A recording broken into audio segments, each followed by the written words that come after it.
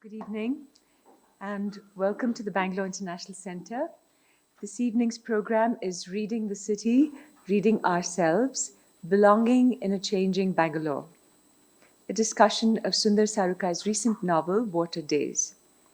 We have the author with us and he will be in conversation with Stanley Carvalho. For those of you who are here for the first time, the BIC is a space for informed conversation, arts and culture. You can sign up for email notifications of our programs on our website. Just a quick reminder to please make sure your mobile phones are switched off or on silent mode. Do check your phones. And to briefly introduce the program and the speakers. Water Days is a reflective look at the changes in our city, Bangalore, how everyday life gets formed, and what happens to the city insidiously and quietly when we listen carefully to it. It poses the question, what does it mean to belong when everything around you is changing? Sundar Sarukkai has held the positions of Professor of Philosophy at the National Institute of Advanced Studies, Founder Director of the Manipal Center for Philosophy and Humanities, and visiting faculty at the Center for Society and Policy at the Indian Institute of Science. He is the founder of Barefoot Philosophers, an initiative to take philosophy to children and a wider public with his workshops and with his writing for publications such as The Hindu and Hindustan Times. He's the author of several books, including Translating the World, Science and Language, What is Science?, Experience, Caste and the Everyday Social, co-authored with Gopal Guru, and The Social Life of Democracy, which has been published in Tamil and is forthcoming in Kannada and Malayalam. His philosophy for children has been translated into 7 Indian languages. In recent years, he's made an important transition into fiction writing with his first novel, Following a Prayer, and now with Water Days, both of which have been critically acclaimed. Stanley Carvalho is a retired Reuters journalist with over 3 decades of experience in reporting, writing, and editing. Prior to Reuters, he worked for 2 newspapers covering business and finance. Carvalho is the author-editor of 4 books, Bangalore Blue, Past and Curious, Playback, Sports Legends of Bangalore, and Musings of a Middleman. A media trainer with the Reuters Foundation since 2022, he's also visiting faculty in journalism at Alliance University, Bangalore. Currently, he's an independent journalist writing opinion pieces and features for the Deccan Herald and the Hindu. I would now like to invite Sundar Sarukkai on stage to tell us about his novel, Water Days. This will be followed by a discussion with Stanley Carvalho, and then we will have some time for Q&A with the audience. Sundar. Thank you, Pratiti, and thank you, Stanley, for being here, and thanks to all of you for having joined us this evening. I'm really privileged and honored to be doing this at BIC. This is my first event of one of my books here, so it's a special occasion. Pratiti suggested that I could say a few words about the book, and then we have a lot of potential for discussion with Stanley on this. As Pratiti mentioned, I've largely been in the academic world, and my work was largely in the philosophy of different domains, largely philosophy of the sciences and philosophy of society. It's transformed into looking at various questions about Indian society, particularly the question of caste and the phenomena of untouchability and so on. So it is within that framework that I was actually defined, in a sense, for the first many years, maybe a couple of decades. But to me, the question of fiction has always been an integral part of my writing, because I think the world of imagination, which is present in when you do philosophy or academic writing, is also the world of imagination that you need in the world of fiction. And in that sense, I think fiction is, of course, slightly easier in a sense to do. The big problem with academic books, as many of you know, is citation and reading other people's work. The great part of fiction is I don't have to read everybody else's work before I write a book. But there is also a way of making sense of something. So to me, writing fiction was about understanding some phenomena, something around me in a sense. So a social, I mean, for example, my work with Gopal Guru, which has been on, as I said, on the structure of India, caste system in India, was also about trying to understand the nature of social processes in a society. But when both in following a prayer, which is a lot about how to talk about religion in a society, particularly in a society where it's so difficult to talk about religion. How can children get up and say, "I don't believe in God"? What does it actually mean to be able to say that? And so that's a lot about this great existential question which strikes little children, not adults, who ask these questions all the time, of course. And then it's related to the question of language, right? How do you, what kind of language do you have to capture your experience with the divine or with questions of transcendence like religion? So to me, this question of language has always been a common interest, and I'm sure we'll talk a little more about it. So I don't want to jump forward to what we might discuss, but just to give you a background. I think that also came back to this question of Water Days. So when I wrote Water Days, it's of course a reflection of a particular time in Bangalore, of a particular place where I grew up, where I lived when I was working at the National Institute of Advanced Studies. Right outside National Institute of Advanced Studies, it is a locality called Matikere, which is a very interesting place. Actually, when I moved there, when I lived there for a few years in the 90s, it is so different from what it is today. If any of you have gone to that place, Ramaya College was just coming up. It had not become as big as it is now. And, Ramaya College was actually expanding all the time. And the story was that they were actually taking up all the land of the Indian Institute of Science. So they built a compound at NIAS to actually, put the compound between IIS in outside. And the place was actually, a college which started in a small way, but which attracted a lot of students from Bihar, particularly Bihar, UP, Bihar, a little bit of Bengal. So we were surrounded by students who came from Bihar, who lived there. And, there are such wonderful examples of students I've met who would come from Hindi medium, would have just done Hindi medium till 12th standard, come here, enter directly into an engineering program with English medium. And they would, and in the places we rent out, there'll always be small rooms attached to houses. And they would take up a room there and live there. And they would be learning English while trying to do engineering.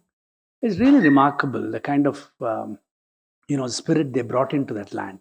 And the whole place has got transformed completely just by this kind of coming in of different people, of different communities, languages, caste, professions, all of them coming and occupying quite a congested place. So it is that place which resonated so deeply with me, which became a kind of a larger picture of what my own engagement with Bangalore is. Because to me, I belong to Bangalore, and the question of belonging, which I want to explore, is what does it mean for me to belong to Bangalore? What does it mean for people who come from very different backgrounds and languages and many other kinds of diversity? What does it mean for us to say, this is my city? And so it is that metaphorical position which Matikere gave me. More importantly, it gave me the recognition that change happens so silently, so insidiously, that we don't even know that it is happening. And before we woke up, things had changed so radically. And it's not just with the locality, it's with technologies, which is it's a professional interest of mine to study, the history and philosophy of technology. How much it has entered into our lives in the flash. In just a second, you have moved, you turned your head, and there's a different world when you turn back. And Bangalore has become like that. So it was a way of trying to make sense of it. But why fiction in that sense? That gave me a much greater framework to be able to say and explore certain things, which in a very academic sense would have been far more difficult to do, and I think far more boring to do. And the question of Water Days, and this will be the last point perhaps, so that we're waiting to listen to Stanley. The last point is about the Water Days thing, and people have said, what is this Water Days? And, for me, my growing up in Bangalore, I was when we grew up as children, it was in Malleshwaram. And largely, so we've always been in North Bangalore till I moved to South Bangalore now. North Bangalore has always had water problem. My whole childhood, all I remember is picking up water because we're a big family and we were in the first floor. So my brothers and me, all we had to do was to pick up water from the well and keep transporting every day before we go to school. Water was a big problem. Water continues to be a major problem today. And in Matikere, the story which where it's set around, it's this early morning collection of water. And who are the people who go collect water at 3 o'clock and 4 o'clock in the morning? All these silent women who come there, stand under these taps. Sometimes it works, sometimes it won't come. You just stand there, pick up water. Your engagement with the city at 4 in the morning is a completely different engagement. It's a different world of Bangalore that comes alive in front of you. So it is with that, with these kinds of sensuous experiences, how can I write a social science book on this? It had to be fiction. It had to be a story. It had to be something which can touch people, where you bring in the notions of an emotional engagement with your stories and the land, rather than just a pure descriptive or a argumentative or an analytical account of it. So I'll stop here and then we can.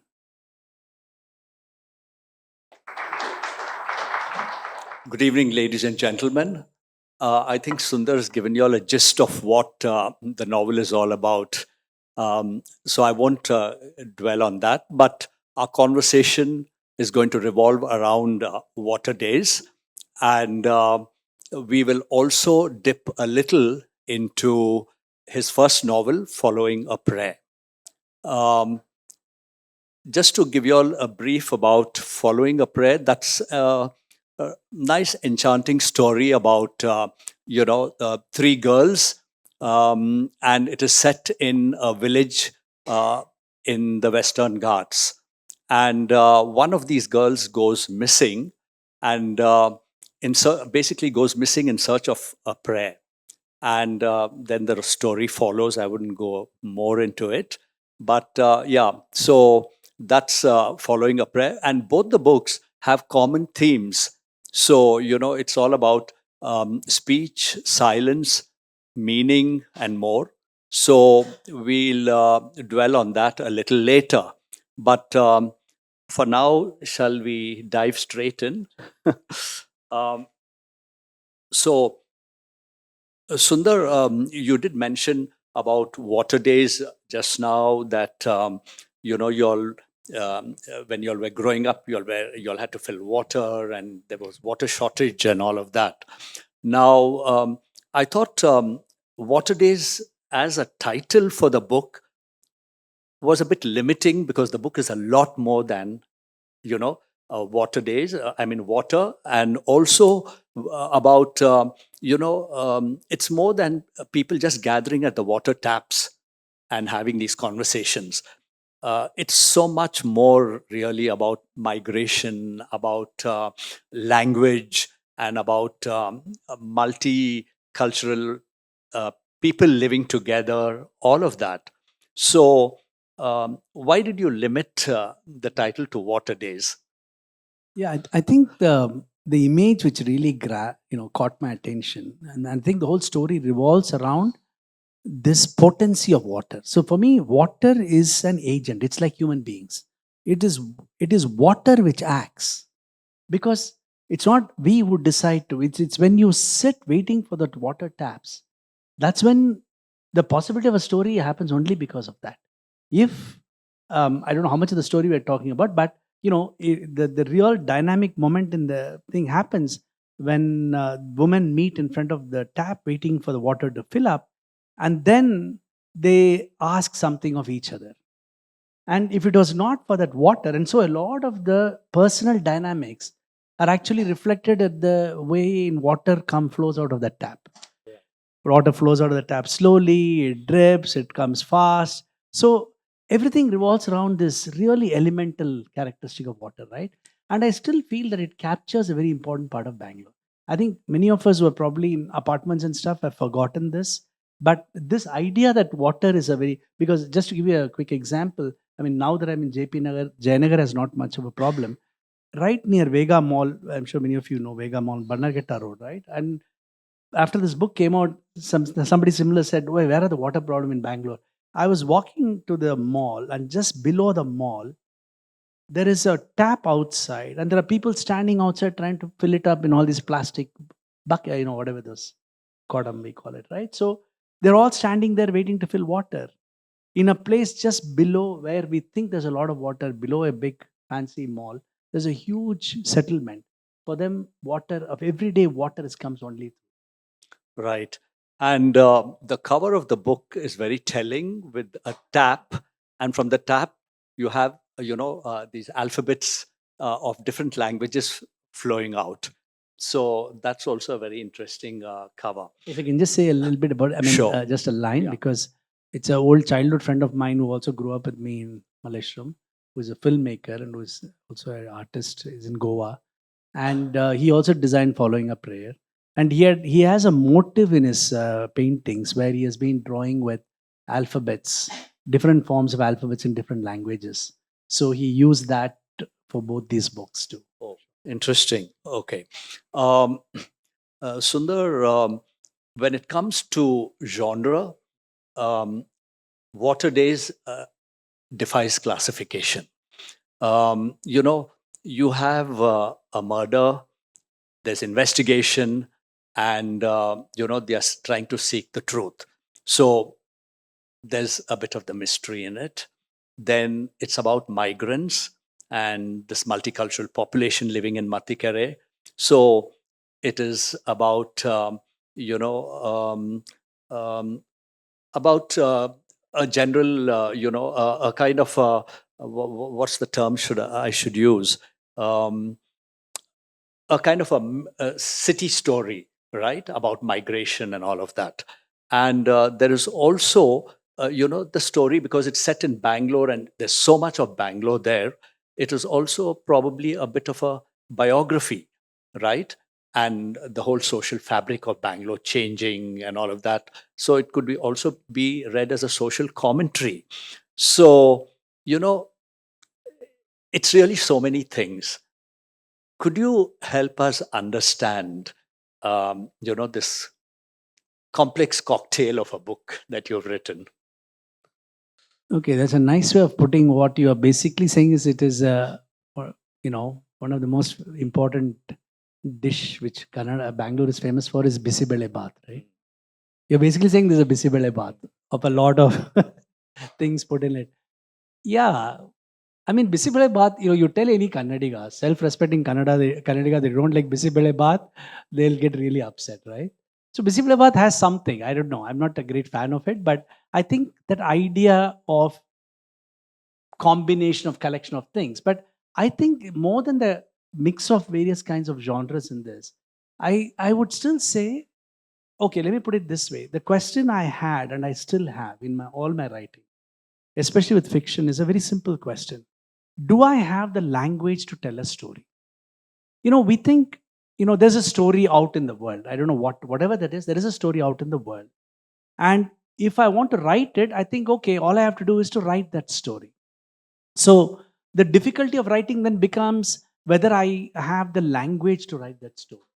To me, the question for me when I write is, do I have the language? By that, I don't mean do I know English or Kannada to write that story. I'm saying, what is the language of a story? So that really is my preoccupation. So yes, when I begin with this kind of stories of there's an event which happens, a girl dies, and people want to know various things around it.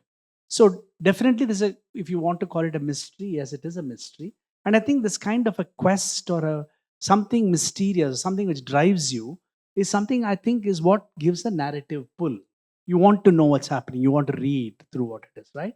But to me, the interesting question is, what is it? Just because I think I know I can write a little bit of English, is that language enough to be able to represent that story? And that's why for me, the constant struggle is not what story I can say, but what language I can create in order to be able to tell that story. So that is a kind of a obsession with my writing. Right. But if you have to classify it under a particular genre, under what would you classify? Okay, I wrote this because I'm a great fan of detective and spy stories. So I wrote it as a detective story. It is actually a detective story in the sense there is the security guard. It is the time in Bangalore where security agencies were popping up. I remember even as a thing in the MG Road, there's a very big. Suddenly, there's a big security agency where, and the the advertisement for it is exactly what I remember from those days, where it says matters handled discreetly on big board, or discrete matters handled or whatever, around that. So it is okay. So you have this great idea of thing, and my fascination with murder mysteries and spies are about it's about a nature of human condition. It's not about so because people often ask why do people read detective books or murder stories, right? There is something about the human condition which is present in that. Something about law, something about justice. They are very central to why I think a lot of people read. And there's of course this question of tracking class, solving puzzles and so on. So I began like that. So there is this guy who is a real small time fellow in Matikere who wants to set up a detective agency, but he's a very nice guy. He's a Bangalorean. Okay. Very sweet chap. Yeah, that's all he can do. He can't run, he can't be Hercule Poirot.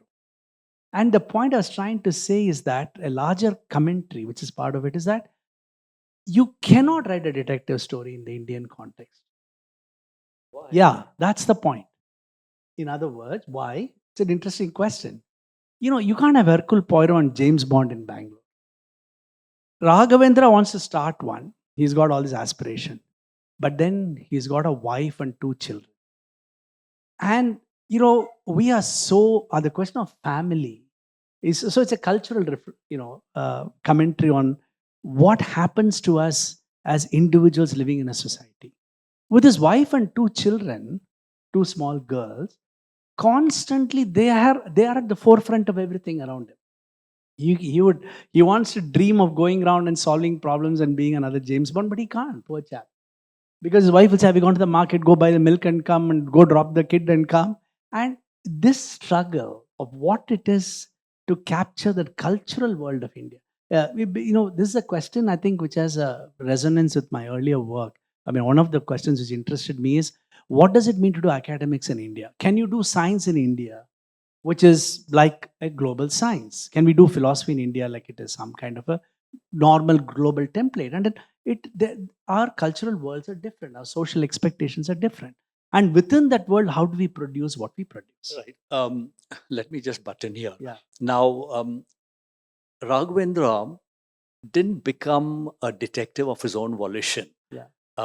His wife tasked him to investigate the death, right? So, was he really,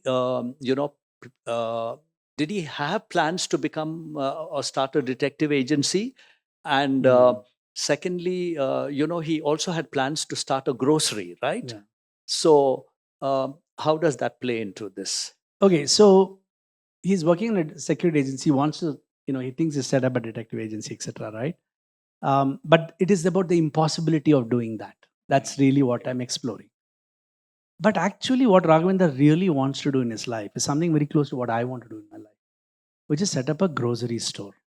I don't know why I have a great fascination for grocery stores because I really envy. I think it's something to do with, it's this kind of a story I've made up about them. That their whole day I'm going to office, I'm going to school, I'm doing all this, and these guys are just sitting in their shop. All they have to do is meet people who come and say, "Oh, hello, how are you? Have some chai, sell a few things." And that really, even today, sometimes I genuinely feel that, just sitting in a shop and looking at the world, engaging with the world is such a wonderful thing to do. So he wants to do only that. You can, if you have those plans, I would say please go ahead, because one of the greatest writers in India today, Damodar Mauzo, wrote all his stories sitting in his shop. So I think you'll get a lot of stories because you meet a lot of people there. Very true. But of course, today, the shops have all changed thanks to us online shopping. Yeah. All the people whom I knew was very sitting happily, who all used to have, and it actually comes from Matikere also. In Matikere, the roads are small, but there'll be some 5 grocery stores. And it's like shocking. There are only 100 people there, and not all of us can go buy in that. They'll all keep only little bit, what 2 kilos rice, half a kilo dal and all. And people will go and say, give me 100 grams tur dal. And this fellow will pour 100 grams and give. And then that time we used to have in paper, no? We'll put Yeah, it in, roll it in exactly. paper, newspaper, and give you 100 grams dal and some little bit of something. So why so many people? And then you had the Reliance and others who came, and the whole grocery world has changed. I mean, Yeah. So that's, yeah. That's another story altogether. Now, your novel has a constellation of characters, and quite diverse, right? All the characters are quite diverse.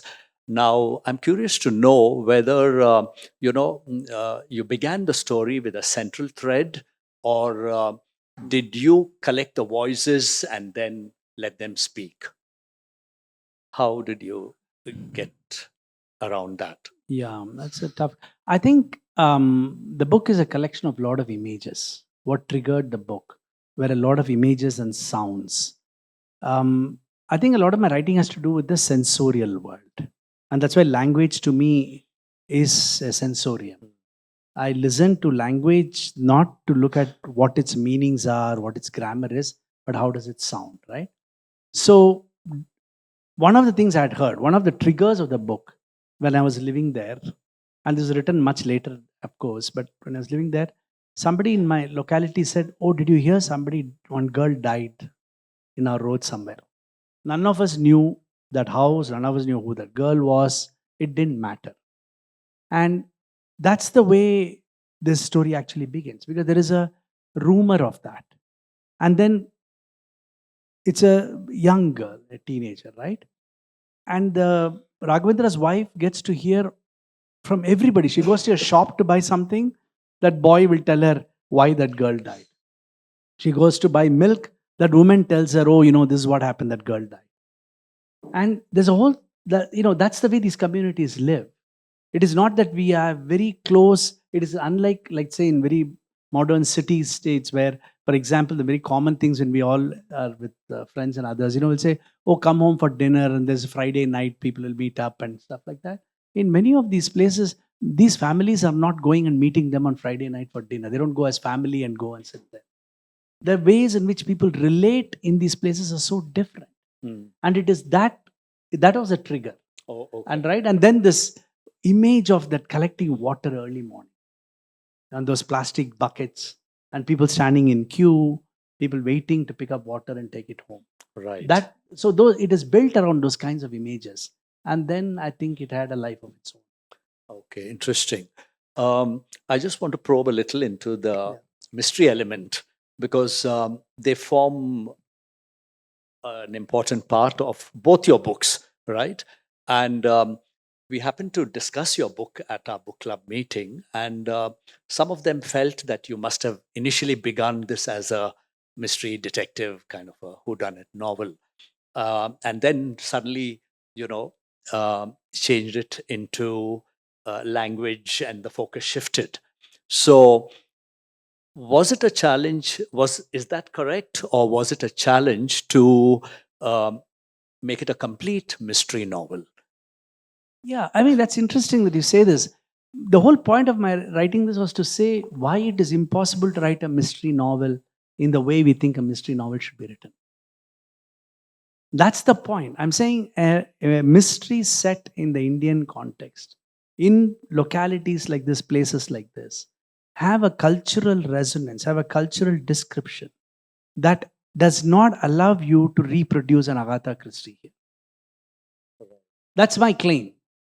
So, yes, I'm pushing at the boundaries of what we mean by genres of writing, and saying, by the way, what I'm doing is not new, because some of the most interesting detective novels after the early period of Sherlock Holmes and Agatha Christie and so on, there have been so many interesting detective stories where the detectives are always people with various kinds of problems.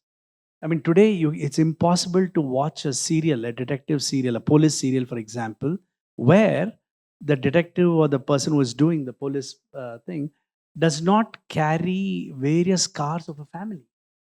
For example, you'll have a detective who's doing something, and he'll have a a very troubled relationship with his daughter. I mean, for example, Bosch is a very good example of a wonderful series where, you know, the detectives themselves, the people who stand for right and justice, are often seen as being weakened by various kinds of personal relations. That's become a trope now, almost all. Right. So for me, it is in that trope that I'm working. Okay. Yeah. So in other words, what they were doing was to saying that, look, the days of the hero detective is not possible. What you need are to accept the fact that being somebody who wants to fight for justice and right and wrong in the world has to engage the day-to-day life of that world and how that transforms them in their own work. Interesting. Okay, so let's move on to the language aspect of the book, because this whole aspect of language is almost like a character in the book. I don't know if I'm right to assume that, but I felt, because there's so much of emphasis on that, right? This whole thing about what is the language of the city, and which is how many, when there are, especially in when there are so many languages spoken. Now also you say, I'll just read out a little bit here. um, the language of a city is not another human language that we can speak. It may have a relation to it, but it is not that in its entirety. So can you just elaborate on this whole language thing, Sundar? Yeah. Okay, so I'm going back to a very simple question, right? And it's true of writing anything, whether it's an essay or it's my academic work or whatever. When I write about something, I'm using language to say something, whatever it is. I may be representing something, I'm trying to describe the world, or I'm imagining something, whatever else it is, right? And we are given a particular language to work with. And the people who regulate that language for the most part, and this you know very well, because as writers, we often have to engage with those people called editors. And editors are very clear right of, I mean, if there are editors in this room, I don't mean it. I think editors are the ones who make it possible for us to get these books published. But it is also the fact that, okay, so they have very clear views on what kind of language. So in fact, I've been telling my editor, I was very fortunate to have a very open editor. VK Karthika was a publisher of Westland. But I remember in following a prayer, I have so much notes on it. I told her I'll publish another book on just our discussion on what words and phrases are usable. How should the use of English in India work? And so therefore, for me, the question of language was, why is this? Why am I doing this with language? I'm not trying to just play with language just because I think it's great to play with language. I mean, although as a teenager I was very deeply influenced by James Joyce, I couldn't read Ulysses. I've still not been able to finish reading it. But it's like poetry. You want to read it, you give in to it because it just gives you a thrill. You don't understand anything of it. It's okay. There are writings. There is something about language. It's just about the resonance of the sound, the word. Something is happening around you, right? So to me, I was also responding to a larger question, and I don't know how much I should talk about this here, but let me say it. This larger question about what is the correct language of writing stories in India. Can I write stories set in real Kannada something locality in English? Okay, when I'm phrasing it that way, I'm responding to larger debates on this, right? Which I've had with many of my friends and so on. So that is the reason I asked the question, what is the mother tongue of a city? So when I write about a place like Matikere's sounds, because remember the definition of language is nothing but sounds. There is no other definition. The origin of language is sound. And when I sit in Matikere, I listen to sounds of the road, of the cycle, of the motorbike, of Malayalam, of the Tamil, of Kannada. All these languages are resonating. Children are laughing and crying and so on. Now, I'm supposed to write a story about that. Why would I think that the only one language can capture it? Forget about English. Let's say I'm writing in Kannada. Why would I think Kannada can capture Matikere correctly? It's only people, a small group of this world of sound who speak in Kannada. The languages, the trees, the parks, the buildings don't speak in Kannada. But there is a there is a commonality by which they live, all these languages. Because I said, All languages are contiguous. They're in connected to each other just of that sound. There's nothing called an English sound and a Kannada sound. Sound is sound, right? So when I begin with that point, so how do I then write about this multiplicity of languages, people talking in different languages? And I mean, I thought I could do that in English, but it cannot be the English which is always acceptable to the editors. You know, and I often tell these editors, look, when the West Indian community in Britain wrote they completely mutated English and produced, a very different kind of writing, then people thought it was very creative. So, in other words, what I'm asking is, what is our accent? What is our dialect of English that we bring through our engagement with our society?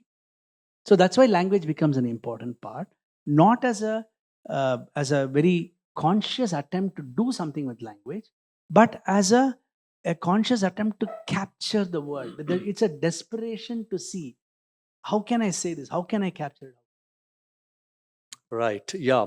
Actually, when you read the book, it does hit home that, this whole thing of water days, it's a loud affirmation of, that the city does not have a language really. It has its own language, but it's not the language what the people speak. Um, and I think you have stressed on the sensorial aspect, that all the uh, words and whatever come out onto whatever words are heard on the streets and so on, that also forms part of the language. And I'd just like to read a little bit from Sundar's prelogue, as he calls it, just to give you all a sense of, the sensorial aspect of language. um, the language of the city is not another human language that we can speak. It may have a relation to it, but it is not that in its entirety. It rises in the way the rain falls on crooked tin sheets over uneven walls, in the sound of sliding slippers on slushy roads.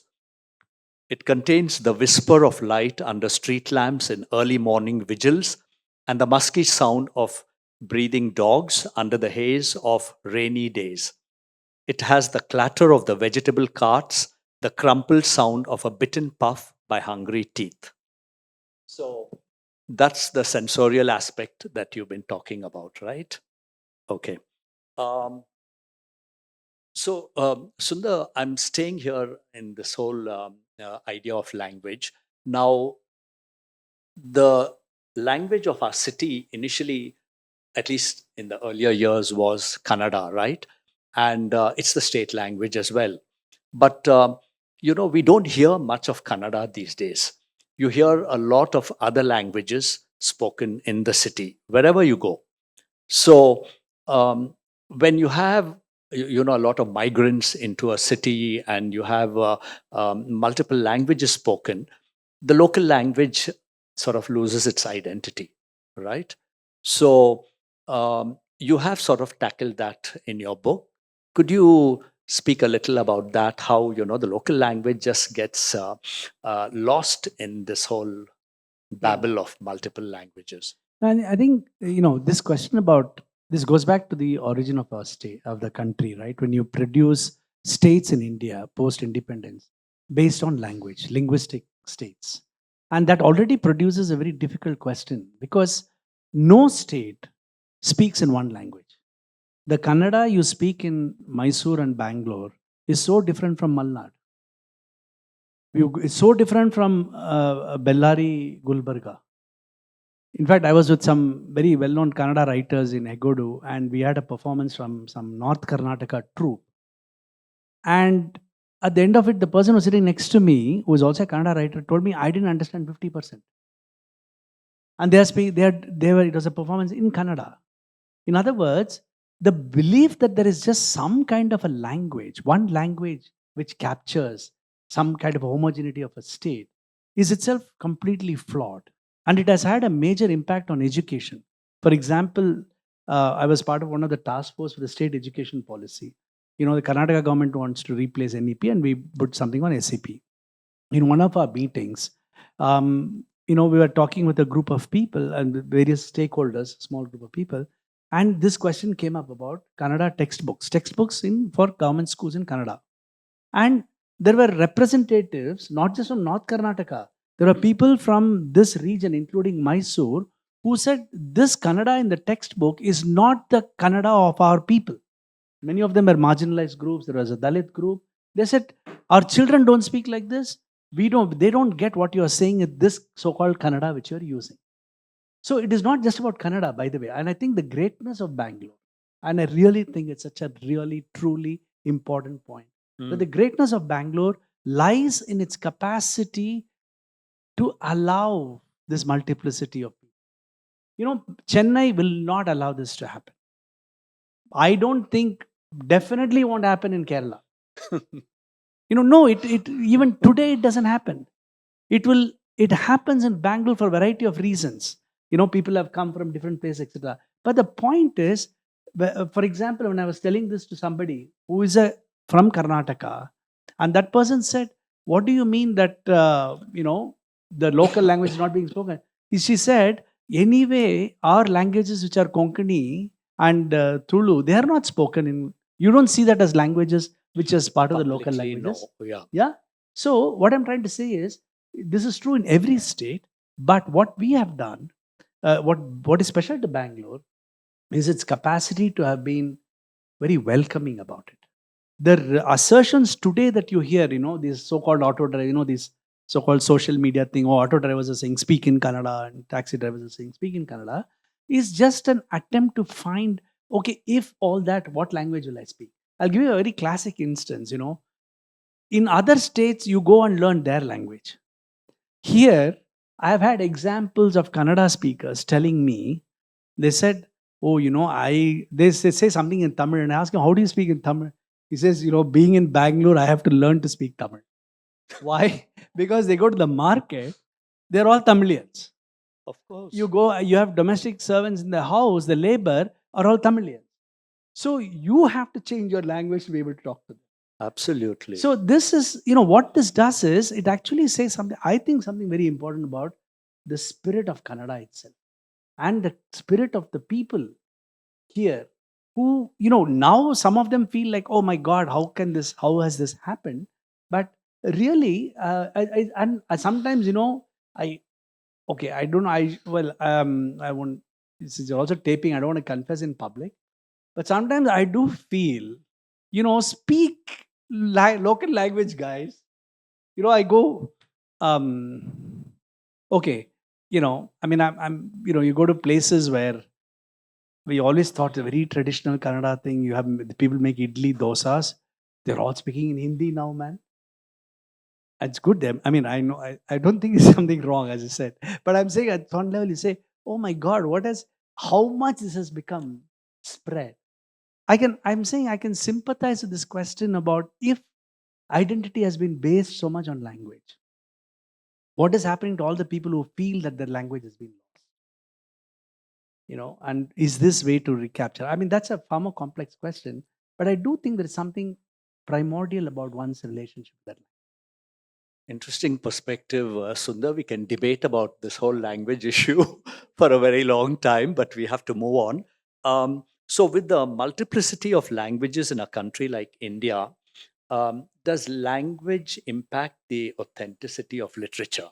I mean, should stories in a certain milieu be written in the native language? Um, or does it make it less authentic if it's written in another language? That's another debate that's also going on. Stanley, you're really getting me into trouble. These are questions people have been fighting about so much, and whatever I say can be misinterpreted, but I'll say it anyway. No, just what one point is, this thing about translations, right? They Yeah. say certain stories need to be written in the local language. Do translations take away something? Yeah. I Yeah, just yeah. wanted to understand Okay. that. Great. So first of all, I think the question that certain languages have a natural connection to a particular language, I think would be a problem, because stories are not existing independent of language in the world. They are not like things. At the most, let's say one could say, to go back to old philosophical question, this bottle is there independent of the language I use to describe it. It has an existence, it is there. And we use different languages to talk about it. Okay, maybe that's one way of looking at it. Stories, if you make the mistake of thinking, stories are also out there in the world and they have a reality of their own, and writers are only representing it using language to talk about it. That would be, I think, a problem. Rather, we have to acknowledge the fact that something is there in the world, something triggers various things, but it is your use of the language, the way you say the story, that produces the story. There is no story independent of the language that you use to talk about it. So, if you write a story in Kannada, yes, it has a particular world it inhabits, but that's a different story than the story you write in English or in Tamil or in Malayalam. And that is not a problem of translation. And translation has been very close to my heart, and I think that I really engage with it, because my first book, which is called, as Pratiti said, was called Translating the World Science and Language, was actually about understanding what is translation from a different context from scientific texts. But repeatedly it's been so. Last year, when I gave a talk at one of the at IIC in Delhi on a national conference on translators, I'm saying this because the keynote I gave there, Scroll carried that article, and that article is called Touching the Untouched. And the point I was trying to make there is that the problem of gap which you talk about, right? Kannada, if I write in some way, when I translate it into English, there is always something missing and lacking. So I was trying to point out the gap which translators seem to be so obsessed about actually arises from language, not from translation. Language has a problem with the gap with the world it tries to present. There is a gap between the world, the reality which language is claiming to represent.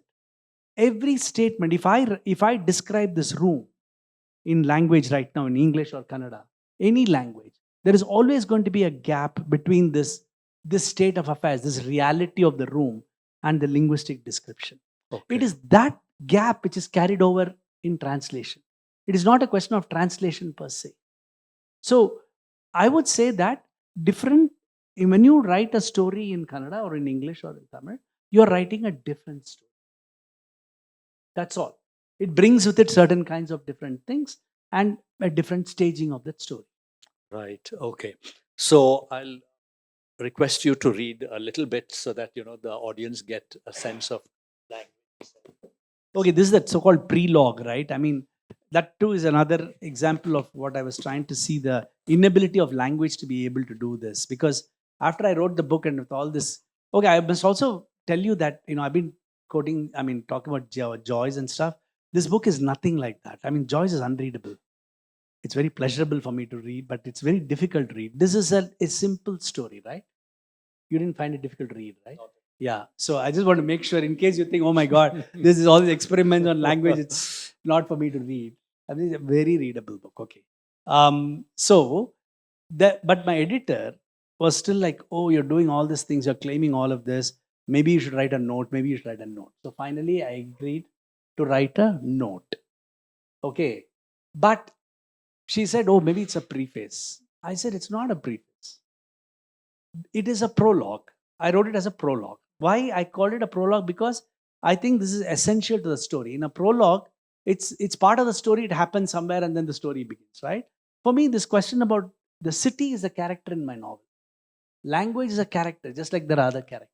So Bangalore itself is a character.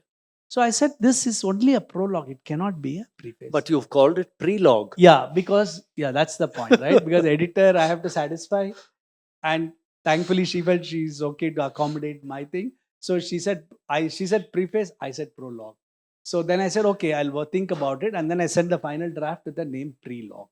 And then I didn't want to put prelogue without a hyphen after pre.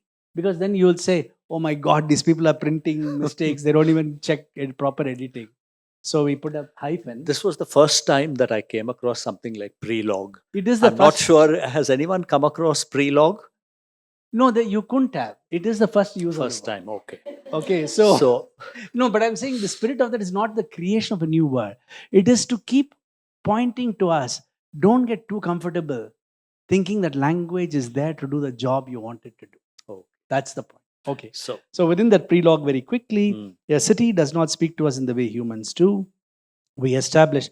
Okay, this sounds like a a essay like thing, right? The novel is not like the novel is exactly like all stories and. I'm just a little bit worried if I read this. Everybody think, oh my God, this is an academic this philosophy is just book. a Law. bit about the language. Yeah, exactly. City does not speak to us the way humans do. We establish a relationship with the place we live in. It changes our life and influences our moods. It is a place that holds our cherished as well as traumatic memories. Walking through old haunts is not to remember what was then, but to discover bits of ourselves scattered through the city. The geography of a city produces our histories, our memories and emotions are sedimented on a park bench, a movie theater, a corner spot in the Darshini with a particular smell of masala dosa, and the fragrance of a coffee wafting along with the smell of sampige flowers on a busy, noisy road. Anybody who knows Malleshwaram would know the sampige. We even have a road called Sampige. These constitute the existential moments of a city when it comes alive just for us so that we can be part of its beating heart. And for me, the point here is that, it is this, city makes us. And that's why for me, Bangalore is so important. I can think that I lived in city, I lived in Bangalore, I did all of it. I am because of what Bangalore allowed me to be, right? Right.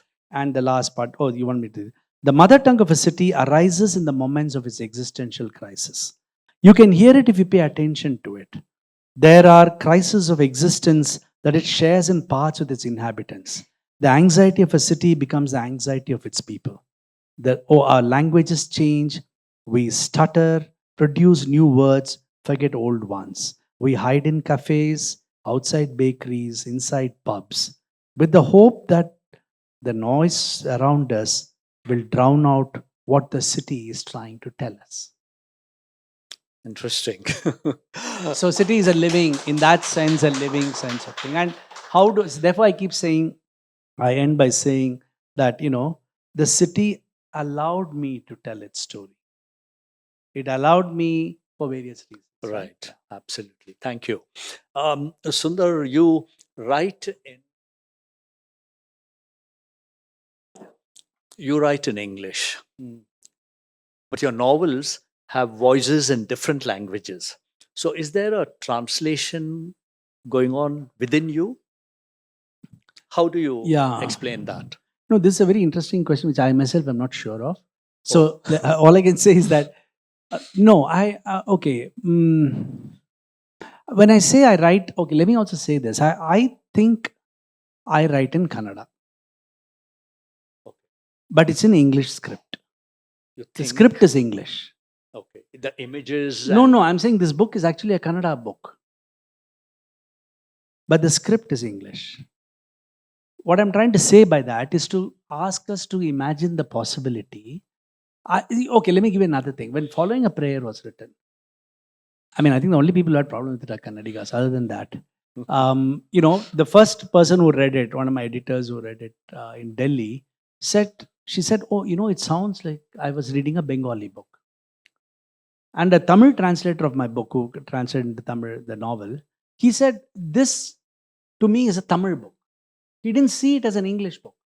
This was translated into Tamil. The Following a Prayer. Oh, the first one. Okay. Okay. So that's been now in different languages, Telugu and Yeah, Hindi okay, also. okay. So when they did it, for them, even the Hindi translator, and these are people I don't know. So for example, the Hindi translator, someone in Calcutta wrote to me saying, I was so much struck by it. I felt like I was reading a Hindi novel and I want to convert it into Hindi.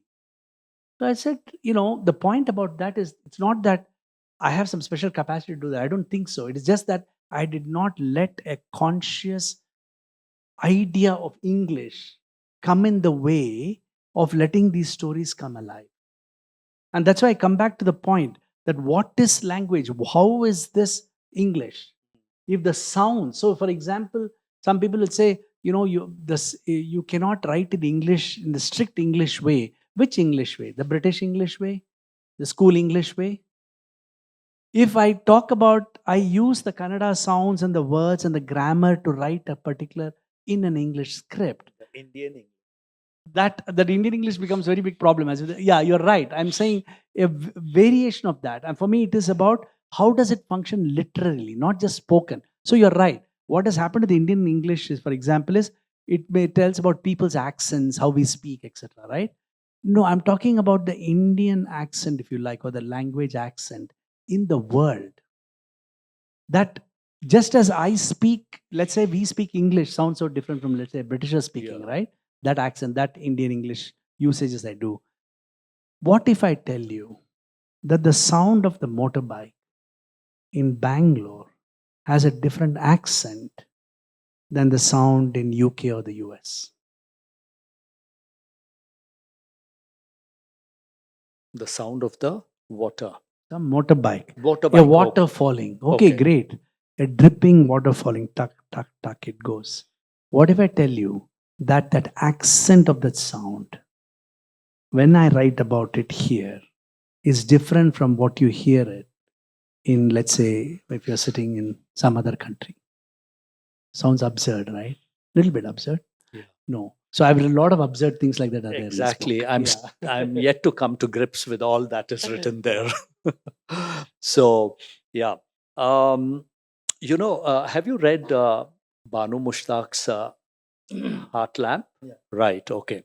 So Deepa Bhasdi's translation has captured all the idioms, the cadences, and every little thing pretty well. That's what the reviews say. What's your take on that? Yeah, On the book. I'll also talk about one of the interviews where Deba Bashti says that, one of the unique, what she felt was very fresh in her translation was the fact that she could, the translation allowed her to bring in certain sounds into writing, forming new kinds of words and phrases and so on in English. And that's my struggle all the time with writing, fiction writing, which is that I don't need translation to legitimize my experiments with English. That's my point. That, when Bashti says, okay, I can form these kinds of words. And so did the jury of the Booker said, oh, it sounds new kinds of forms of phrases and words. Why should it be validated just because it's translated from Kannada? If she had sent that text and sent it to any of the publisher, including all the Brits and the Americans who wrote about it, none of them would have published that book. If she said this was an original English book. I don't get it. What is different if translation allows you to do some things to language which you by yourself cannot write? You know what I'm saying? Yeah, yeah. So to me, my point is, I'm writing, translating. That's why when he said, do I write translated text? I'm saying, I want to produce these sounds within English itself. And I don't want to, so maybe I translate from Kannada in my head. I don't know. Maybe I translate from Tamil, Kannada, whatever different languages that I know, Hindi. But I don't think I do it consciously in that sense. I think my writing is, a lot of it is driven by just a kind of immersion into language. And one way I like to say about this, it may sound very pretentious and wrong, but I really like to believe that it is language which drives my writing, not me. So I don't really have the hold on that. So what I don't do is, I don't interfere and say, oh, this is a wrong way of writing. That's all I do. I don't do. Okay, that's an interesting perspective, and I'm sure we'll have some questions from. There are translators sitting around here, so warned me before. Be prepared. Right. So I'm going to pull you away from the book a little bit, Sundar. Now let's talk a little about Bangalore itself. Today the city has become a metaphor for so many things, right? Positive and negative, and mostly negative. Ruin city, traffic city, and what have you, right? Um, and you've been witness to this transition because you, like me, has also lived, and grown up in Bangalore. So, how do you look at this transition, and how do you see Bangalore, a few years hence? Okay, so this is the problem with growing old. In the sense, we always have nostalgia and say, "Oh, it used to be so good." And we often say this Bangalore, in when I grew up in Malleshwaram, I went to school and college always in the cycle. I can't imagine going on that road. I was in St. Joseph's College in school, and then I'd go from Malleshwaram there, and we'd go via Kumara Park, climb up race course, Yeah. and go. I mean, I can't imagine anybody, any kid, going on a cycle on those roads today. Forget about all the vehicles, the number of potholes and other kinds of impediments on the road have becomes too much in Bangalore today, right?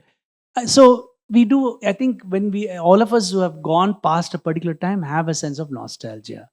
And always my nostalgia is brought back to ground when I talk to all my younger relatives in my house. And the first thing all these kids will say is, that is your Bangalore. This is our Bangalore. This is what we live in. This is what is going to become nostalgia for them. In fact, 20 years from now, if you have wonderful roads and no traffic, they're going to feel very bad. Yeah, after growing up in yeah, really, I'm telling you, because that question of what Bangalore for them is this is all the spirit of Bangalore now, and then you have made it like Netherlands or something. Oh my God, what happened to Bangalore? So I agree. So there's one part of nostalgia. Okay. Okay, I'm just Right. granting that because every time I say this, all these kids really attack me. So I'm just anticipating that. The second point, of course, is the fact that in terms of basic things like governance, we have completely failed, and that we all know well. And Prem is here; they all have worked on it extensively. It's a terrible, Yeah, a loss of complete governance. lack of vision. Complete lack of vision, governance, corruption. I mean, whatever, however, I want to support it. How do I justify going through potholes? Not in major parts, in a place like Jayanagar and JP Nagar, which was supposed to be planned, bigger roads, proper roads, etc. I cannot come out of my house with 100 meters without hundreds of holes in it. But we've all just coped with it silently. Exactly. And that's the story in what it is. Yeah, I know That that comes story of through. how that girl dies and what is it that caused it. That fact that none of us take agency to be able to say, look, if this is the person, what will I do with it? Right? We have become silent.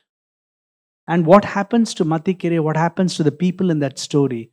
We're all nice people. Nobody is evil, nobody is great. And we're all caught in events and we are just driven by the events. And to me, the most important aspect of it is the question of technology. Really, that is the background of this very silent co-option of all of us into going along a particular path without exhibiting our agency. Right. Okay, we'll just move on. I just want to also ask you a little bit about your experience with publishers because your style of writing is unique, given your emphasis on the sensorial, the sounds, the sense of a city, and all of that. And publishers generally like to play safe.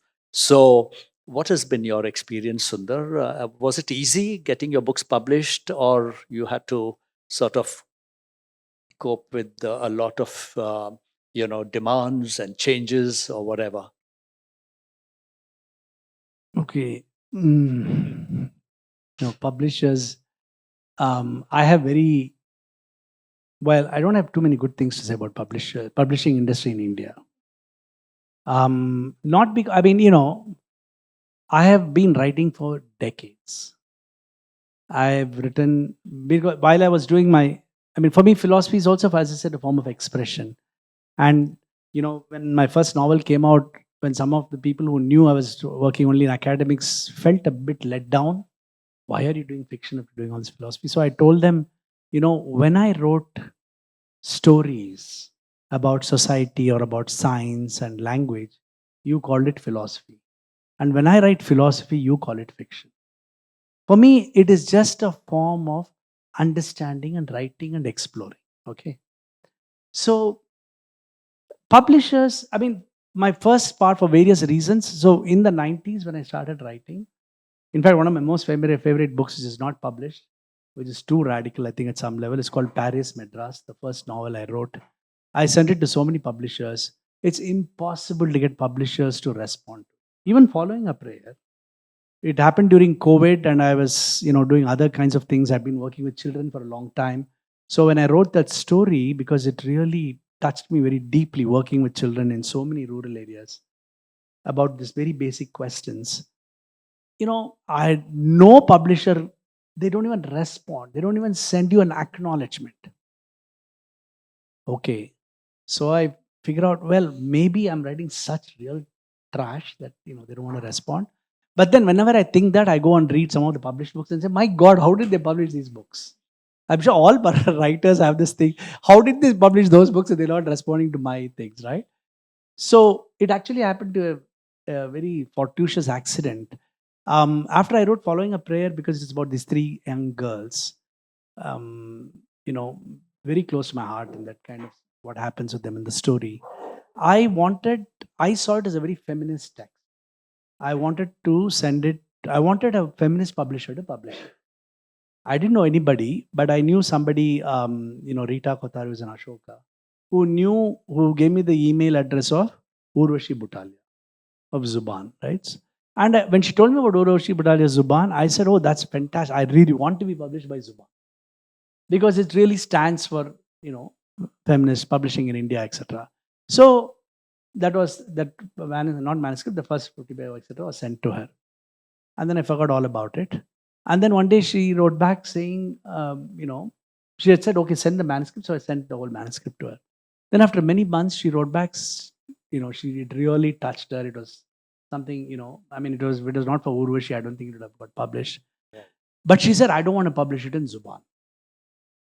Okay. She said some other bigger publisher should publish this, because this is what.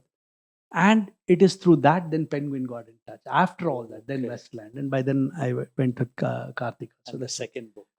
And once you have one book, right, at least one publisher will respond to you. At least that publisher, at least to reject it, at least you'll get a response to your email, Otherwise, I think I don't understand this whole logic and this decision, and what book is is going to be published or not. I find it very difficult. And I realize when I talk to these publishers, they also say, there are so many manuscripts we get. How can we respond? I understand that. Okay. But I do think we need a... Sure. Before we just open up for Q&A, Sundar, briefly, you've been writing a lot about, you're doing a lot of academic writing, and now you've gone into fiction. Are you going to juggle both, or you're going to be in fiction for some time? And how has the transition been? Yeah, I don't know. I mean, my new book, which will come out maybe next year, it's all done. It's an introduction book on philosophy. It's called, one of the working titles is Philosophical Imagination, because it's an introduction to philosophical thinking, drawing from different traditions. So, yeah, but I really want, I think writing fiction for me is extremely... See, the point is, I think left to myself 10, 15 years back, I would have written a lot more fiction.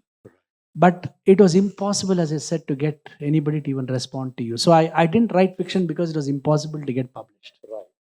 And now I know that at least you have access to people who will at least read your stuff before they reject it. That means that, for me, writing fiction is going to be a very important part of my engagement in the world. Right. Okay.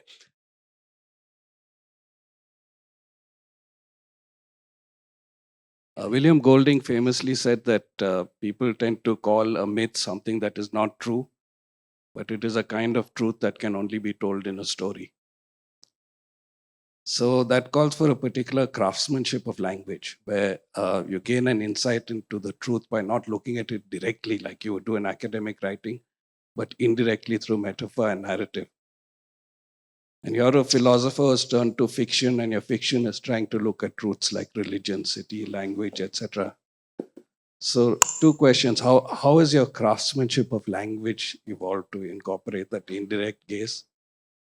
And are there any of the greats of philosopher come fiction writers that you relate to, whether it be Golding or Kundera or Calvino or Anantmurthy, or just a few names that come to mind? Yeah, I think that's a very interesting point. I think the point about truth, especially with the vernacular language writing in general, and part of I mean, this has been discussed very widely, that a lot of Bhasha writing seems so ethnographic, right? You have very deep descriptions of villages and events and stuff like that. And so, therefore, the question is, where does the question of imagination, which can step out of that deep description? So it's almost like sociological work, except you have dialogues and characters, names in it.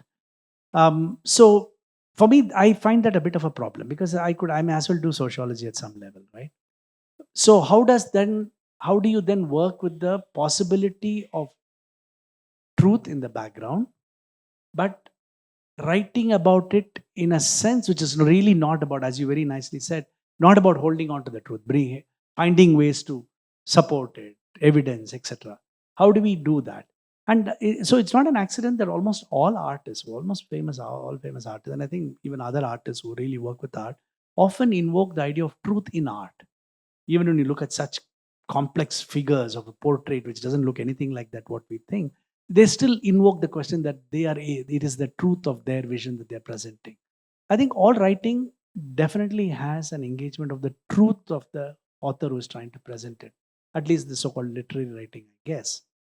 But um, for me, I think, as I said, it works two ways. One, that constant pressure of having to justify the truths at every step, as in academic work, like citing others, doing this, doing that, was liberatory in some sense.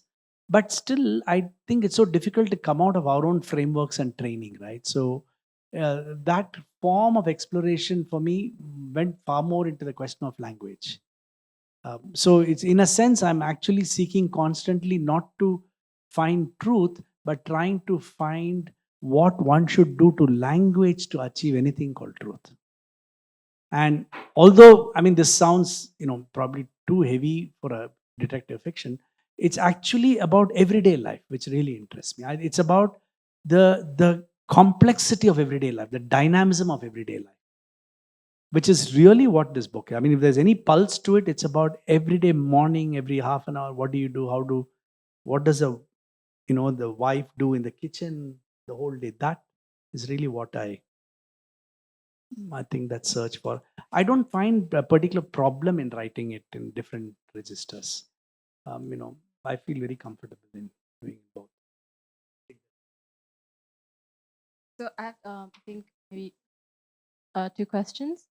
So I wanted to know more about this cultural context. I wanted to know more about this cultural context that you're operating on.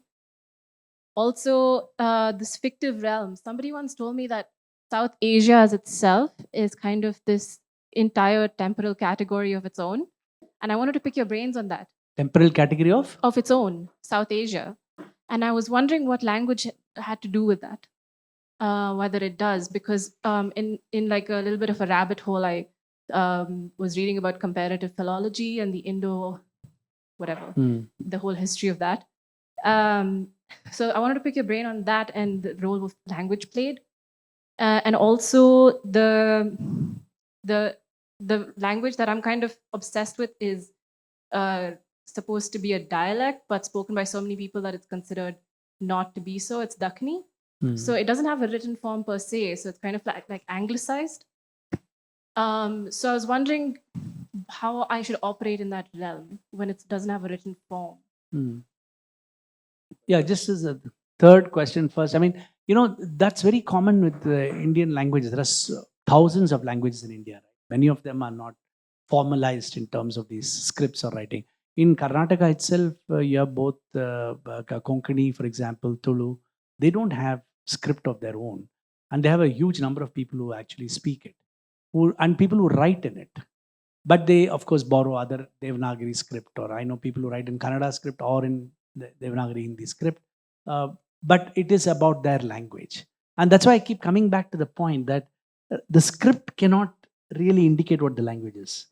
So I remember once, there was this family, people whom we knew were getting married from in Mysore. And there are all these Mysore Tamilians who have been there for a long time.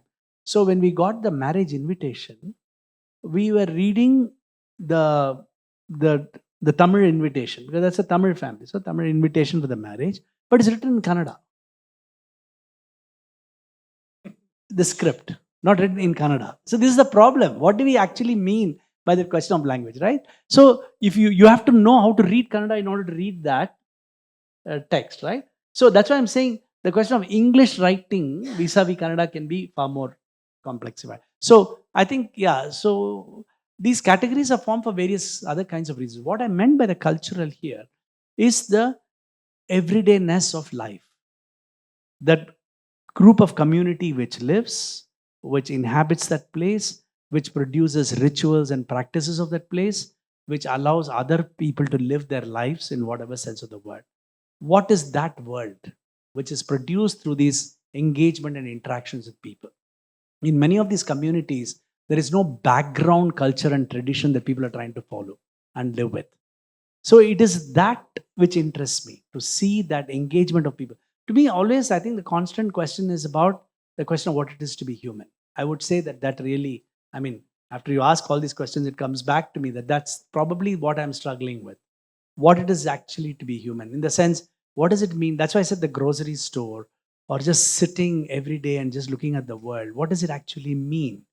Especially after you've gone through this whole pressure of having to go to the office every day and all. So it's like, what does it actually mean to be able to live that? What does it say about me? What does it say about what is it to be human? So the other South Asia is a very interesting category. I don't know a quick answer to that, but yeah, those are categories that are formed for certain reasons. Let's say political reasons. But I think the point we are talking about here is, how does language produce cultural identities, which has become very important in India today, in Bangalore today, right? So how did that come about? What does that actually mean? So Hi, I've been living in Bengaluru for more than a year now. And so I've noticed the kind of things that you talked about when it came to the big malls. There's a tiny tap where there's a lot of people coming there for water. So if you go on the metro, you can see there's huge skyscrapers and then slums right next to them. Uh, Adding to that, another thing, the nostalgia. In 20 years, if we have good roads, then kids will be like, I was here when they had bad roads. The nostalgia when it comes to that factor. And as a university student, I've seen a lot of people, the male friends that I have, they tell me they have hair loss from the water. The female friends say their skin is worse now because of the water. And the side roads near the PGs are awful. But that's Bengaluru culture. Is that Bengaluru culture now? Is that what Bengaluru has kind of become? Or is this something that, because my grandfather's generation also had issues with water as well, yeah. and we still have that issue. We had it last year with that drought, right before I moved to Bengaluru, and people made a huge deal of it. Is that something that we have to accept in Bengaluru, the huge dissonance? And no matter how rich you, unless you're ultra rich, you have to suffer a little bit because city is not managed well. Is that our culture now? Okay, that's a very important, difficult question. If I'm very cynical, I might say that's what is happening to the idea of Bengaluru. That okay, we all say it's okay, we can't do anything about it, let it go. But I would very much want to resist it. It is Bengaluru is something else. It's definitely, there is something special to it. It could be in the kind of memories we have had, the kind of images of a city that we have lived in, and so on.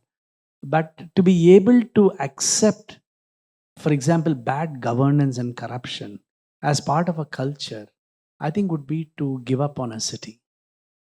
Definitely, I don't think that's what we are going to, in any sense of the word. I mean, today I know a lot of young people think, especially when I go out, nobody likes it when I talk about Bangalore outside, if I say all these roads and all that. Because how many people, you go anywhere in the north, how many people say they want to come to Bangalore? And very interesting, the young people are talking of Bangalore as a pub city. They have none of these other questions even matter to them. It's a question of where young people can go and get a drink. So it has, those kinds of associations are extremely strong outside Bangalore. And there are a large number of people who come, especially for our weather and so on. But this is where the question of citizen participation in a city is. And this goes back to a larger and very fascinating question of what constitutes a city. What constitutes a community in a city? And if you ask me, have we made a city out of Bengaluru? I don't think so. We don't have a city as such out of Bangalore, in the sense there is a cohesion to these multiple localities. Delhi is a very good example. You can have a fantastic locality, and then right 10 meters away, you'll have one of the old villages out of which Delhi is built. And the whole world is so different between that and this place. So I think Bangalore, in a sense, is struggling through this, but I don't know. I mean, Um, that was a question for you, but I'll use my moderator's prerogative to please, just please. add a little bit to your question. You were talking about the water problem in the past and also now, right? Um, Now, the setting in the book is Matikere, an extension, which was sort of in North Bangalore, a bit of a suburb where there wasn't, water supply to every house. There were only public taps. And many areas on the outskirts of Bangalore, which were quite thickly populated, had public taps, but no water going right into their homes. So that was the water problem then. But today, the city is overpopulated, and the infrastructure is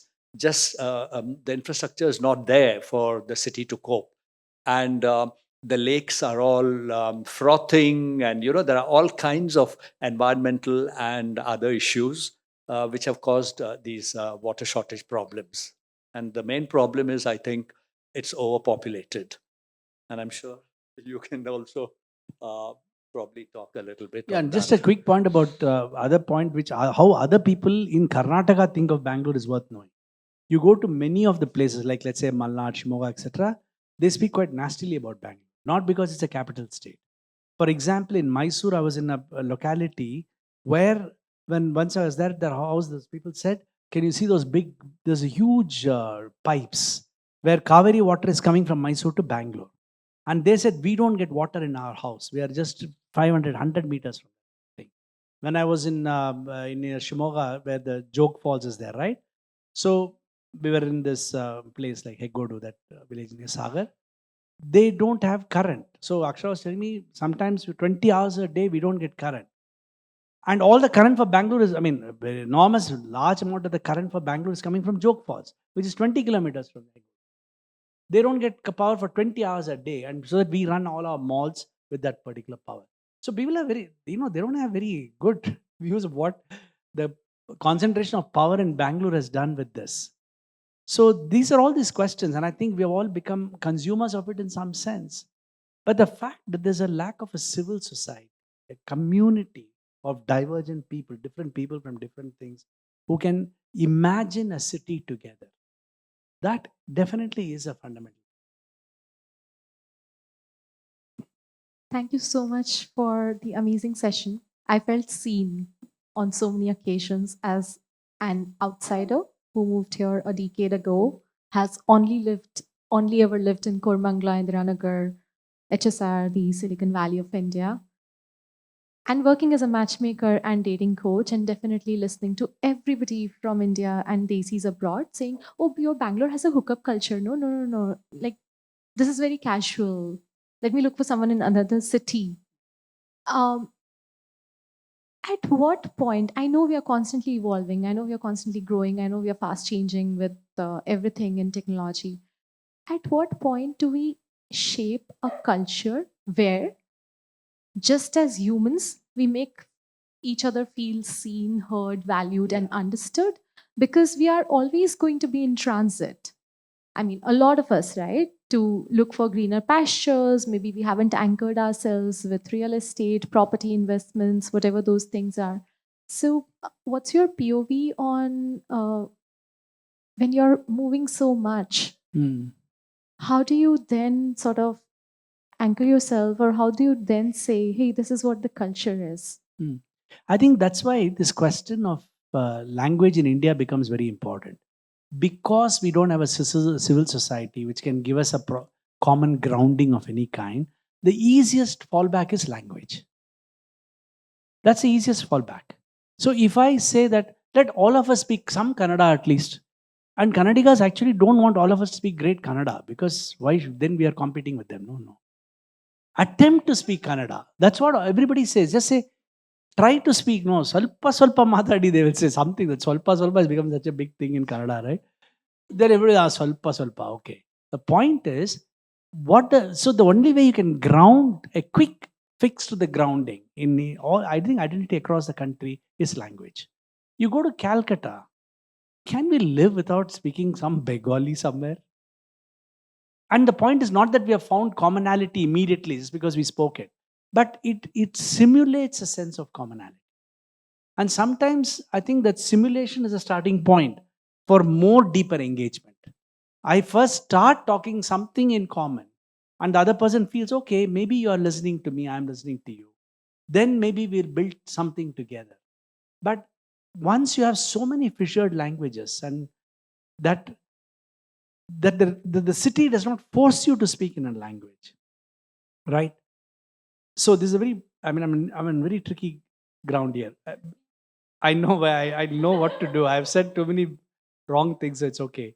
I'm just saying so force cannot be the correct word. What I'm saying is that there has to be an acknowledgement of people who are also here to say, okay, one way by which I can bring a sense of community, a commonality with people here, is by just acknowledging that there are these different languages. I speak in that language, or I attempt to speak in that. Especially when all of identity in India is so much focused on language.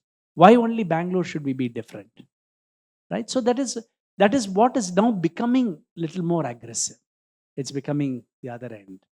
And so I don't know, it's such a tricky thing, because if you don't have migrant population, you cannot have Bangalore of today.